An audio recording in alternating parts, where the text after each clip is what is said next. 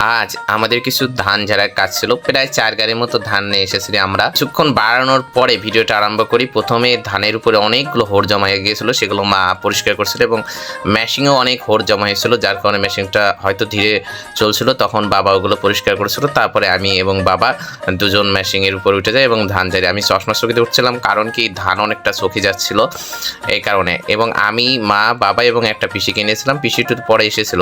তারপরে আমার সে প্রিয় দাদু চলে আসে। উনি কিন্তু গ্রামে থাকলে আমার ভালো লাগে, নানান রকম গল্প, এবং বিকেলবেলা দুজন হাঁটতে বের হয়। তারপরে প্রায় শেষের দিকে ধান ঝাড়ার দিকে চলে আসলাম। এই যে সেই পিসিটা এবং বাবা এবং পিসি দেখছে। আসলে আগে আমরা পায়ে ঝাড়া মেশিনে ধান ঝাড়তাম, একজনই দেওয়া যেত, কিন্তু এখন বৈদ্যুতিক মোটর পদ্ধতি এসে কিন্তু যে দুজন ঝাড়ে খুবই তাড়াতাড়ি ঝাড়ে এবং কোনো কষ্ট হয় না, শুধু ধরলেই হয়ে যায়। আর যে দেয় তার অনেকটা কষ্ট হয়, কারণ দুপাশে দেওয়া একার পক্ষে সম্ভব হয় না। তারপরে আমার যখন ধান ঝাড়া হয়ে গেল, আমি তখন বিসেলির মুঠোগুলো আটি বাঁধছিলাম, কারণ আটি বাঁধলে এগুলো গাদার উপরে উঠাতে বা দিতে অনেকটা সুবিধা হয়, আর কি ছিটিয়ে যায় না। এই কারণে আমি এগুলো বসে বসে একা একা আটি বাঁধছিলাম। এগুলো আটি বাঁধার ফলে আমার আঙুলের নখের গোড়ায় কেটে গেছিলো 10টা আঙুলের, যার কারণে কিন্তু আমি দুপুরে এবং রাত্রে ভালো মতো খেতে পারিনি।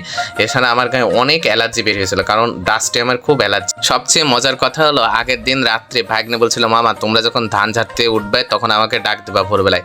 ভোরবেলা থেকে সকাল পর্যন্ত ডাকছি, তার খোঁজ নেই। সে উঠেছে 8:30টার দিকে, উঠে বলছে, মামা আমাকে ডাকনি। আমি বললাম, আমি তো তোমাকে ডেকেছি।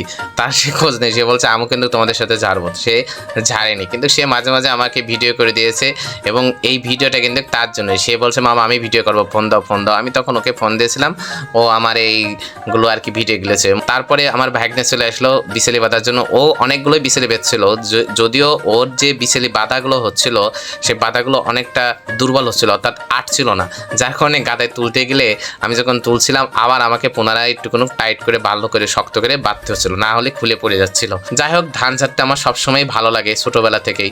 তবে ধান আমি তেমন একটা বাড়তে পারি না, কারণ ধান বাড়তে গেলে আমি আঁকতে পারি না এবং আগাতেও পারি না। সবাই ভালো থাকবেন। এটা ছিল আমার গ্রামের একটা মুহূর্ত। আবার যখন গ্রামে যাব তখন নতুন কিছু নিয়ে আবার আসবো। সেই পর্যন্ত সাসপেন্স থাকলো। পরিশ্রমেই আছে প্রকৃত আনন্দ, আর প্রিয়জনের সঙ্গে সময় কাটানোর মুহূর্তগুলো জীবনের আসল সম্পদ।